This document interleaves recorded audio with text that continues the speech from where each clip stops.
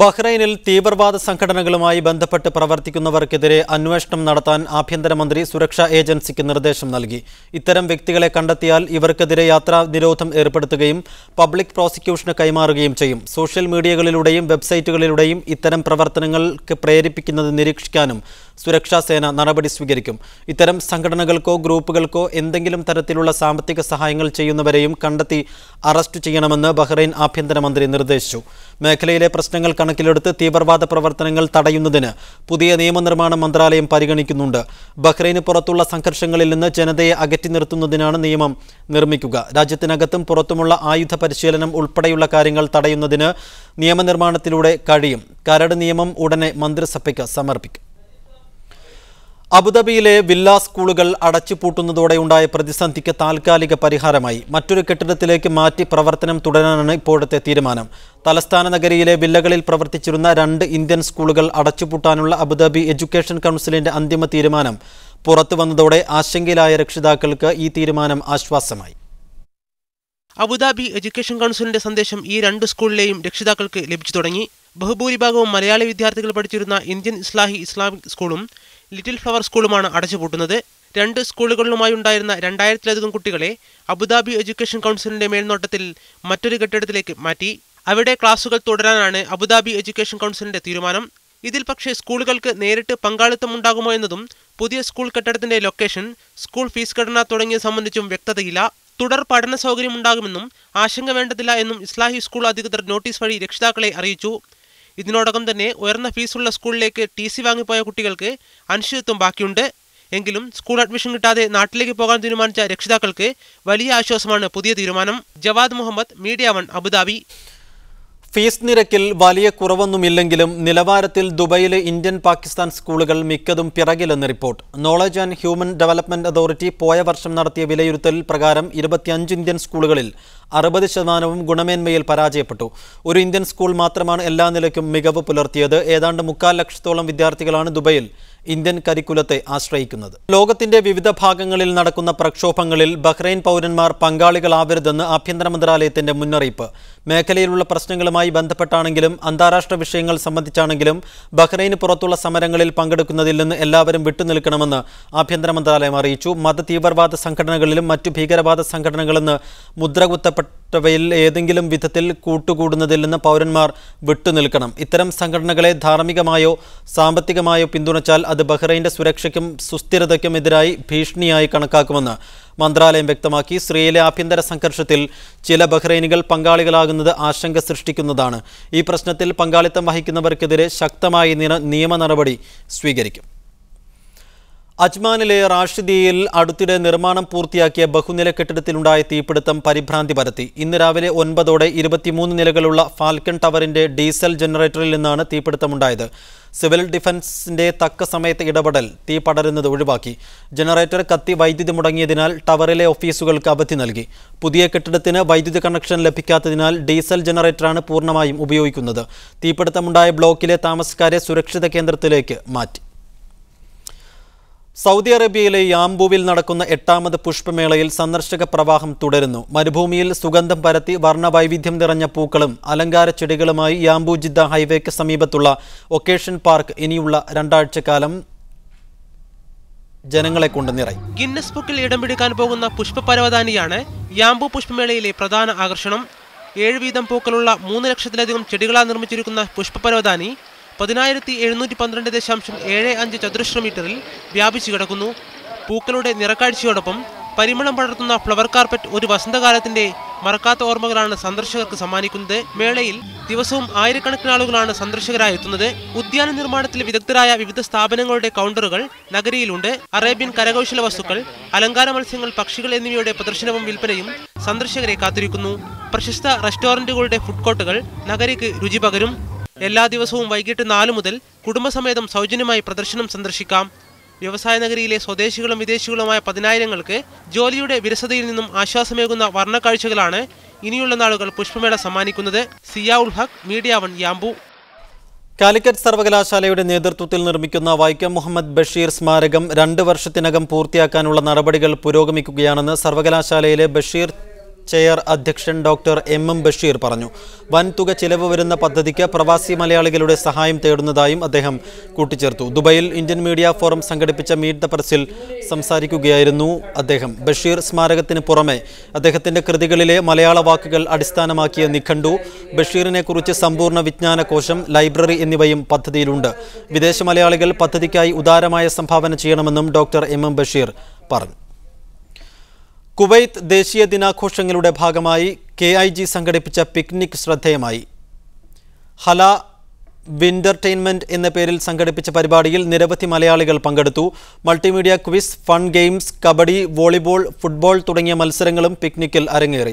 കുവൈത്തിലെ മരുപ്രദേശമായ കബദിൽ പ്രത്യേകം തയ്യാറാക്കിയ ടെന്റുകളിലും പരിസരങ്ങളിലുമായാണ് പരിപാടി സംഘടിപ്പിച്ചത്. കുവൈത്തിലെ പ്രമുഖ ഗായകർ അണിനിരന്ന ഗാനമേളയും ഉണ്ടായി. പിക്നിക് വേദിയിൽ കനിവ് സോഷ്യൽ സർവീസ് വിങ്ങിന്റെ കീഴിൽ നാടാർ തട്ടുകടയും ഒരുക്കിയിരുന്നു. ഷരീഫ് PT, സാജിദ് AC, സമീർ മുഹമ്മദ്, ത്വയ്യിബ അർഷദ് എന്നിവർ പരിപാടികൾ നിയന്ത്രിച്ചു. VP ഷൗക്കത്ത് അലി സമാപന നിർവഹിച്ചു. ബഹ്റൈനിൽ ഇന്ത്യൻ സ്കൂൾ റിഫ ക്യാമ്പസിന്റെ ഔപചാരിക ഉദ്ഘാടനം നാളെ നടക്കും. വൈകുന്നേരം 5-ന് Riffa club president sheikh Abdullah bin Khalid al ഖലീഫയുടെ സാന്നിധ്യത്തിൽ വിദ്യാഭ്യാസ മന്ത്രി doctor Majid bin Ali al Nuaimi ഉദ്ഘാടനം നിർവഹിക്കുമെന്ന് ഭാരവാഹികൾ വാർത്താസമ്മേളനത്തിൽ അറിയിച്ചു. ഇന്ത്യൻ അംബാസിഡർ പങ്കെടുക്കുന്ന ചടങ്ങിൽ റിഫ ക്ലബിന്റെ മുതിർന്ന ഉദ്യോഗസ്ഥരും വിദ്യാഭ്യാസ മന്ത്രാലയത്തിലെ ഉന്നത ഉദ്യോഗസ്ഥരും പങ്കെടുക്കും. വിദ്യാർത്ഥികളുടെ സാംസ്കാരിക പരിപാടികളും പാഠ്യേതര വിഷയങ്ങളിൽ മികവ് പുലർത്തിയ വിദ്യാർത്ഥികൾക്കുള്ള ഉപഹാര സമർപ്പണവും മുതിർന്ന അധ്യാപകരെ ആദരിക്കലും ചടങ്ങിനോടനുബന്ധിച്ച് നടക്കും. മൊബൈൽ ഫോൺ ടെക്നോളജിയിൽ വിദഗ്ധ പരിശീലനം നൽകാനും കൂടുതൽ യുവസംരംഭകരെ സൃഷ്ടിക്കാനും ദുബായ് KMCC തെന്നല പഞ്ചായത്ത് കമ്മിറ്റിയും ബ്രിഡ്കോ ആൻഡ് ബ്രിഡ്കോയും സംയുക്ത പഠന പദ്ധതി തയ്യാറാക്കി. നിർധനരായ പ്രവാസികളുടെ മക്കൾക്ക് പദ്ധതിയിലൂടെ സ്ഥാപനത്തിൽ ഫീസ് ഇളവും സൗജന്യ പരിശീലനവും ലഭ്യമാണെന്ന് Bridco and Bridco chairman Hamsa അഞ്ചുമുക്കിൽ, Dubai KMCC president Anwar Naha, acting secretary Nasar Kuttichira, vice president Muhammad Venniyoor, Bridco and Bridco Kozhikode institute managing director K Sudheer, Dubai centre മേധാവി മുജീബ് എന്നിവർ വാർത്താസമ്മേളനത്തിൽ അറിയിച്ചു.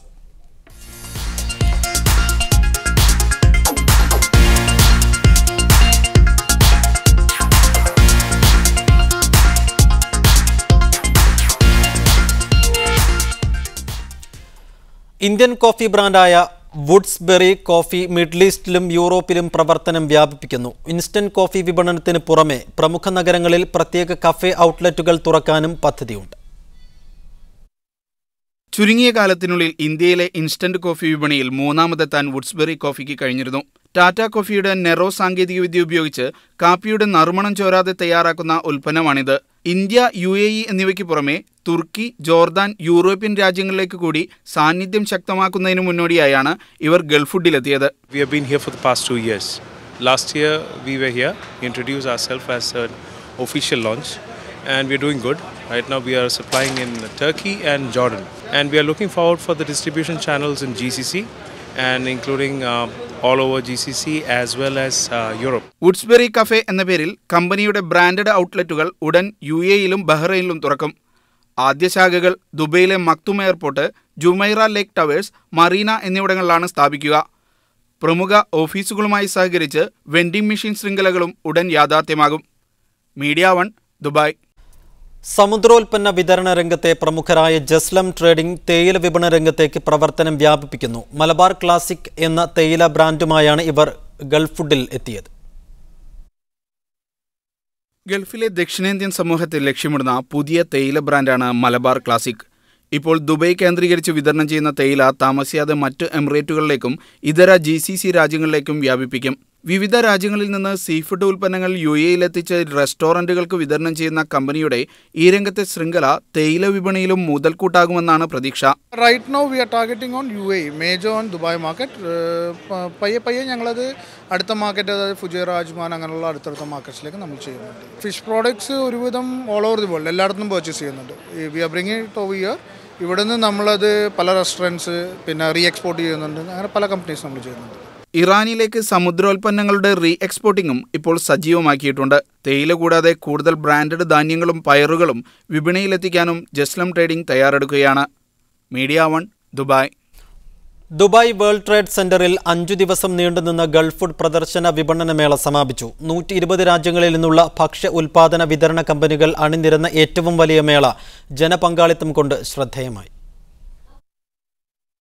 വിവിധ രാജ്യങ്ങളുടെയും സ്ഥാപനങ്ങളുടെയും സ്റ്റാളുകൾ അരിയും പലഹാരവും മാംസവും പച്ചക്കറികളും കൊണ്ട് സമ്പന്നമായിരുന്നു. വ്യാപാര വിതരണ ഇടപാടുകൾക്കായി ലോകത്തിന്റെ വിവിധ ഭാഗങ്ങളിൽ നിന്ന് 3000-ലേറെ കമ്പനികളാണ് മേളയിൽ പങ്കെടുത്തത്. തേങ്ങ കൊണ്ടുള്ള വൈവിധ്യമാർന്ന ഉൽപ്പന്നങ്ങൾ അണിനിരത്തി മലേഷ്യയും തായ്വാനും മത്സരിച്ചപ്പോൾ ചായ ഉൽപ്പന്നങ്ങളുടെ വൈവിധ്യം കൊണ്ട് ചൈന സ്റ്റാളുകൾ വേറിട്ടുനിന്നു. വിവിധ തരം ആഹാര ഉൽപ്പന്നങ്ങൾ നിരത്തിയ മൊറോക്കോ സ്റ്റാളും മികച്ചതായി. കാരക്കയുടെ നാനാത്വമായിരുന്നു വിവിധ അറബ് രാജ്യങ്ങളുടെ സ്റ്റാളുകളിൽ ഏറെയും. ഇന്ത്യൻ കമ്പനികളുടെ ധാരാളിത്തവും മേളയിൽ പ്രകടമായി. ഗുണമേന്മയ്ക്ക് ഊന്നൽ നൽകിയ പുതിയ പാൽ ഉൽപ്പന്നങ്ങൾക്ക് മികച്ച പിന്തുണ ലഭിച്ചു വരുന്നതായി അൽറവാബി മാർക്കറ്റിംഗ് മാനേജർ അബിസൺ ജേക്കബ് പറഞ്ഞു.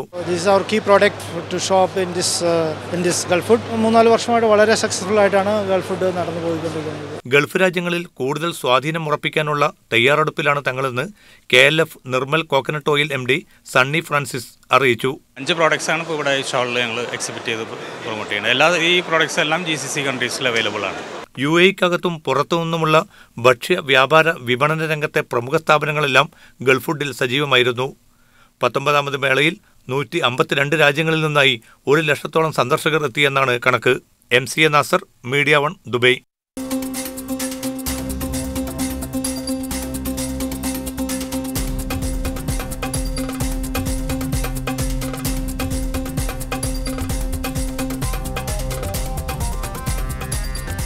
കൈക്കൂലി കേസിൽ Oman oil company CEO Ahmed al വഹൈബിക്ക് 23 വർഷം തടവ്. കൈക്കൂലി സ്വീകരിക്കൽ, ഓഫീസ് ദുരുപയോഗം, കള്ളപ്പണം വെളുപ്പിക്കൽ എന്നീ കുറ്റങ്ങളാണ് വഹൈബിക്ക് മേൽ ചുമത്തപ്പെട്ടത്. 4 ദശലക്ഷം റിയാൽ പിഴയും വിധിച്ചു.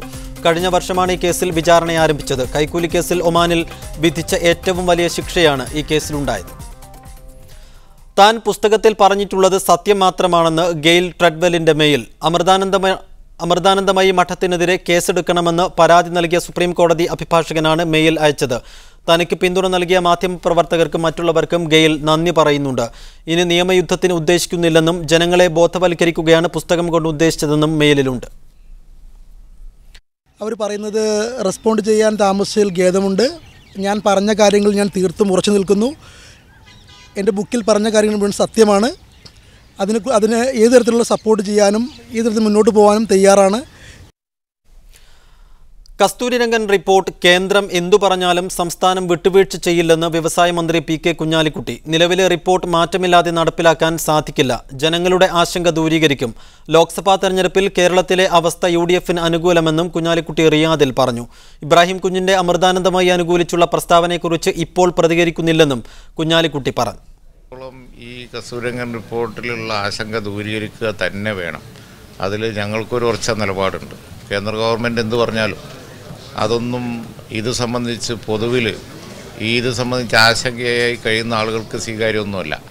അപ്പോൾ അതുകൊണ്ട് അതിലൊരു ഉറച്ച നിലപാട് കേരള ഗവൺമെൻറ്റിനുണ്ട്, നമുക്കുണ്ട്. ആശങ്കകൾ മാറിക്കിട്ടുക തന്നെ വേണം. ഞങ്ങൾ അതിനുവേണ്ടി ഇനിയും ഫൈറ്റ് ചെയ്യും. പരപ്പനങ്ങാടി ചിറമംഗലം സൗത്ത് സ്വദേശി അസ്സാം മുഹാജി മുക്കത്ത് മദീനയിൽ മരണപ്പെട്ടു. നാട്ടിലേക്ക് തിരിച്ചു പോകാനിരിക്കെ ശ്വാസതടസ്സം അനുഭവപ്പെടുകയായിരുന്നു. മക്കൾ അബ്ദുൽ ഹമീദ്, മുഹമ്മദ് റഫീഖ്. UAE സൈനിക വിമാനം തകർന്ന് പൈലറ്റും സഹ പൈലറ്റും കൊല്ലപ്പെട്ടു. പരിശീലനത്തിനിടെയാണ് അപകടം. സംഭവത്തെക്കുറിച്ച് അന്വേഷണം നടത്തുമെന്ന് UAE വ്യോമസേന അധികൃതർ അറിയിച്ചു. ആലപ്പുഴ കോമളപുരം ആര്യാട് സ്വദേശി ചാരംപറമ്പിൽ CV സുവർണൻ ഹൃദയാഘാതം മൂലം സലാലയിൽ നിര്യാതനായി. 60 വയസ്സായിരുന്നു. കഴിഞ്ഞ 35 വർഷമായി അൽബുറാഖ് കമ്പനി മാനേജറായി ജോലി ചെയ്തു വരികയായിരുന്നു. മൃതദേഹം ഒമാൻ എയർ വിമാനത്തിൽ നാട്ടിലേക്ക് കൊണ്ടുപോയി. രേണുകാദേവിയാണ് ഭാര്യ. ശ്രുതി, വീണ, വിഷ്ണു എന്നിവർ മക്കളാണ്. സുവർണന്റെ നിര്യാണത്തിൽ SNDP സലാല റീജിയൻ അനുശോചനം അറിയിച്ചു. ഷെങ്കൻ വിസ കൂടാതെ തന്നെ യൂറോപ്യൻ രാജ്യങ്ങൾ സന്ദർശിക്കാൻ UAE പൗരന്മാർക്ക് അനുമതി ലഭിച്ചു. യൂറോപ്യൻ പാർലമെന്റാണ് ഇത് സംബന്ധിച്ച പ്രമേയം പാസാക്കിയത്. 577 അംഗ പാർലമെന്റിൽ 523 വോട്ടുകൾ പ്രമേയത്തിന് അനുകൂലമായി ലഭിച്ചു. ഇതോടെ ഷെങ്കൻ പ്രദേശങ്ങളിലെ ഹ്രസ്വകാല സന്ദർശനത്തിന് UAE പൗരന്മാർക്ക് വിസ ആവശ്യം വരില്ല.